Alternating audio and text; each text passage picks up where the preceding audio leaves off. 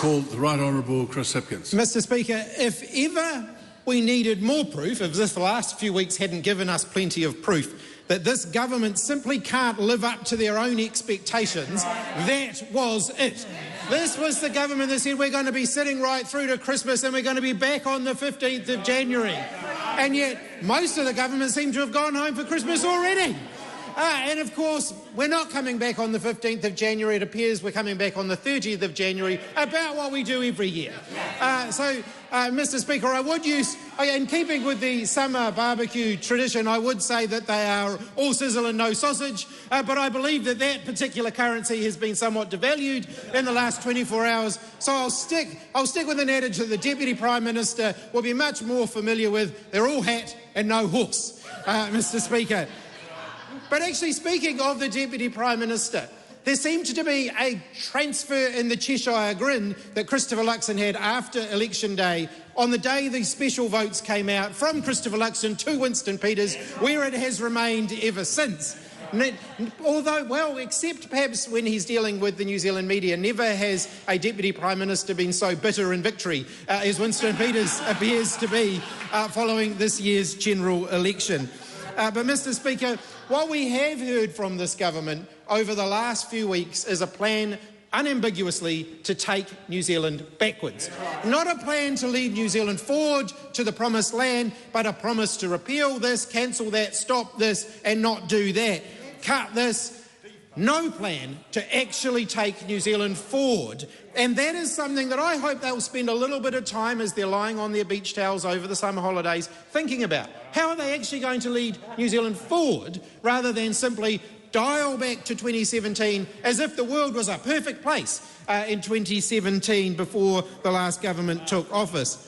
What we've also seen from this government is that their priorities are confused and they are wrong. This is a government that's decided to prioritise mega landlords over renters and first home buyers. It's a government that's decided to prioritise the tobacco lobby over the health and well-being of all New Zealanders. A government that's decided to prioritise oil and gas companies over our environment, to prioritise millionaires instead of salary and wage earners. A government that has chosen to accept conspiracy theories instead of policy based on facts, evidence and science. And we've just seen more evidence of that now, where they've repealed legislation that would have done nothing more than produce an evidence base for better policy making in the future. But Mr Speaker, what we've also seen from this government is that they are adhering to that great children's game called Simon Says. Do as I say, not as I do. Because they are quite happy to use taxpayer funding for their own te reo Māori lessons, but when it comes to other New Zealanders, that's got to stop.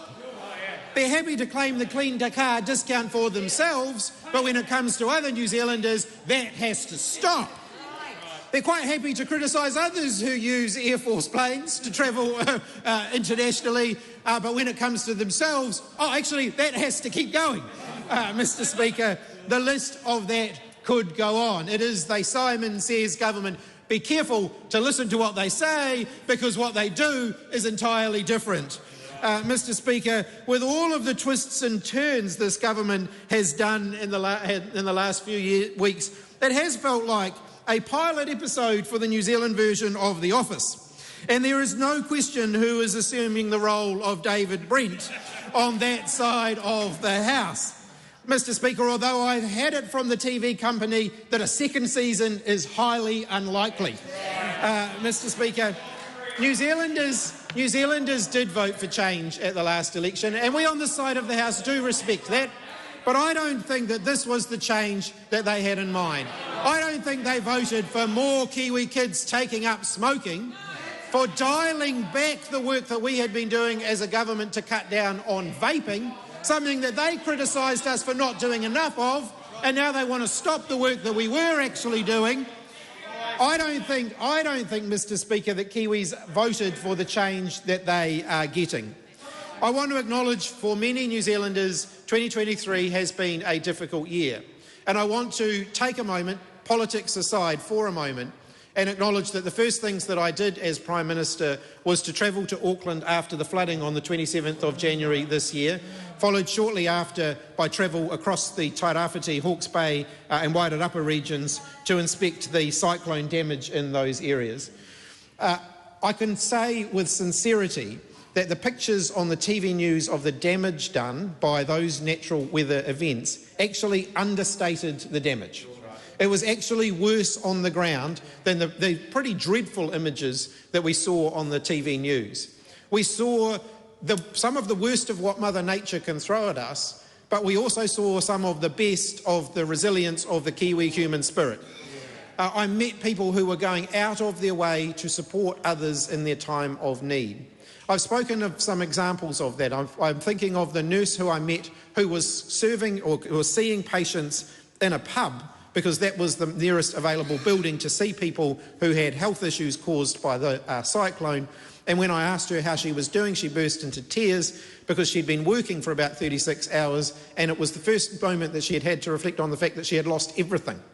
Her home, all of her possessions, and had gone straight to work. I think that just highlights how amazing New Zealanders are when they are confronted with some of the most difficult circumstances we can imagine. So on behalf of the previous government, I do want to acknowledge all those whose lives were turned upside down by those weather events. I also want to say that we dealt with some of the most difficult decisions that we have dealt with during the brief period that I had as Prime Minister as a result of those natural weather events. I want to thank my colleagues, particularly Grant Robertson, for the leadership that they showed in all of that. Mr Speaker, over the summer, I hope that all New Zealanders get a good, long and uninterrupted summer. It feels like it's been a wee while since we've had one of those. With a global pandemic, with severe weather events and with other things, I think New Zealanders are well and truly due a decent summer. I hope they get to spend plenty of time with their loved ones, plenty of time at the beach, plenty of time over the barbecues and enjoying the best of what Aotearoa New Zealand has to offer. As is tradition, I want to take a moment to thank all of the people who make this place possible to operate. The team at Parliamentary Services, our past ministerial staff who have had a pretty difficult couple of months. One of the things about democracy is it's actually hardest on many of the people who don't get a voice in that process. So to our past ministerial staff, a very warm thank you and a very Merry Christmas to all of you. To the Chamber and Gallery staff, to the interpreters, the cleaners, the buildings team, the Bellamy's and Copperfield staff, who I want to thank for keeping a healthy stock of sausage rolls in their cabinets, to all of our security guards who keep us safe, to all of our electorate staff across the House and the many, many volunteers and supporters who also help to make the democratic process function, a very warm thank you to all of you. Thank you to the Parliamentary Press Gallery for keeping us all honest. Well, maybe not all of us, Mr Peters. But I do want to thank them, come rain or shine. They were there during the election campaign, asking us the difficult questions and making sure that New Zealanders had the information that they needed to make informed decisions. I want to take a moment to thank the whānau, the families, the loved ones of all MPs and ministers past and present. Without their love and support, we would not be able to do the jobs that we do.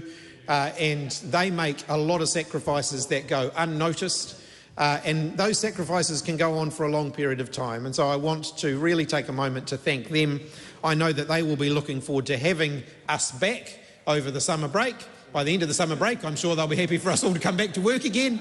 But I do want to take a moment to thank them for all of the love and support they give to everybody. And of course, to you, Mr Speaker, thank you for the essential role that you play or are starting to play in this Parliament. Can I wish you and your family a very Merry Christmas, and to all the staff who work for you, the Office of the Clerk and the Parliamentary Service. Thank you for everything that you do to keep this place operating, and to all members, a very Merry Christmas.